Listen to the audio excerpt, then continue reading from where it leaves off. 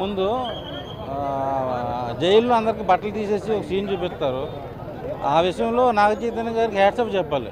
ఎందుకంటే ఒక star hero dress లేకుండా యాక్ట్ చేయడం అనేది మామూలు విషయం కాదు. అసలు సాయి పల్లవి అయితే ఆ డ్యాన్స్ కానీ అమ్మాయి పర్ఫార్మెన్స్ కానీ ఉన్నంతలో బాగా చేసింది. ఓవర్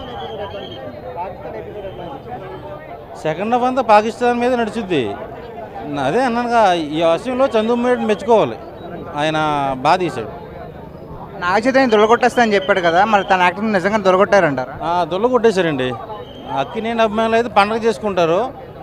మంచి బ్లాక్ బస్టర్ ఈ సినిమా. చాలా రోజుల నుంచి ఫ్లాప్స్ తీస్తున్నాడు, కానీ ఈ సినిమాతో మొత్తం వడ్డీతో సహా తిరిగి తీసేసుకున్నాడు నాగ చైతన్య. ల్యాక్స్ ఏమీ లేదు. ఒక ఫీల్ గుడ్ లవ్ స్టోరీ చూసినప్పుడు కొన్ని సీన్స్ రావడం కామనే. అది ఏ సినిమాలో లేదు, అన్ని సినిమాలు ఎక్కడో చోట లేక ఉంటుంది. ఒక చిన్న దాన్ని పట్టుకుని అంటే అలాగా ఓవరాల్గా సినిమా చూసుకుంటే చాలా బాగుంది. నాగ చైతన్య గారి కెరీర్లో అక్కినేని అభిమానులు పండగ చేసుకునే సినిమా. దొల్ల కొట్టేశాడు. Hi, welcome to black news. ఇప్పుడే తన్నెల్ మూవీ చూడడం జరిగిందండి. సినిమా అయితే చాలా బాగుంది. సినిమాలో ప్లస్ పాయింట్ వచ్చేసి మ్యూజిక్ అండ్ సెకండ్ హాఫ్లో వచ్చే దేశభక్తి గురించి కొన్ని సీన్స్ అయితే ఉంటాయి. ఆ సీన్స్లో అయితే చండు మొండెటి 100% తన ఎఫర్ట్ పెట్టారు. అలాగే 200% రిజల్ట్ అయితే పొందారు.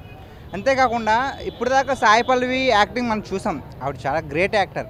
బట్ ఈ సినిమాలో నాగ చైతన్య యాక్టింగ్, తన యాక్టింగ్కి చాలా పోటీగా వచ్చి ఈక్వల్గా చేశారు. అండ్ వీళ్ళిద్దరు లవ్ కెమిస్ట్రీ కూడా చాలా అంటే చాలా బాగా అనిపించింది. ఇంకా సినిమా చూస్తున్నంతసేపు కూడా మ్యూజిక్, ఆ బ్యాక్గ్రౌండ్ మ్యూజిక్ వచ్చేసరికి అందరికీ కళ్ళంపటి నీళ్ళు వస్తాయి. లాస్ట్ 20 minutes వచ్చేసి ఇంకా ఎమోషనల్ తేలిపోతూ ఉంటాం. ది బెస్ట్ క్లైమాక్స్ ఇచ్చారండి. ఏం జరుగుద్ది ఏంటి, ఎలా కథను ఎలా కూర్చుతారు, ఎలాగా కూర్చుతారు అనుకునే లోపు చాలా మంచిగా చేశారు డైరెక్టర్. అండ్ ఇది ఒక మంచి బ్లాక్ బస్టర్ అవుద్దని అనుకుంటున్నాను.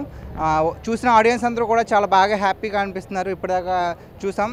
సో వీళ్ళంతా కూడా చాలా బాగా హ్యాపీగా అండ్ ఫీల్ గుడ్ మూవీ.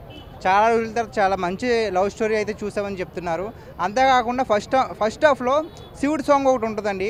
ఆ సాంగ్ అయితే నిజంగా సాంగ్ వస్తున్నంతసేపు కూడా గూస్ బంప్స్ వస్తూనే ఉంటాయి. దాంట్లో నాగ చైతన్య అండ్ సాయి పల్లవి ఇద్దరు కూడా చాలా పోటీపడి డ్యాన్స్ చేస్తారు. సో ఈ మూవీ చూసి మీకు ఎలా అనిపించిందో మీరే కామెంట్ చేయండి.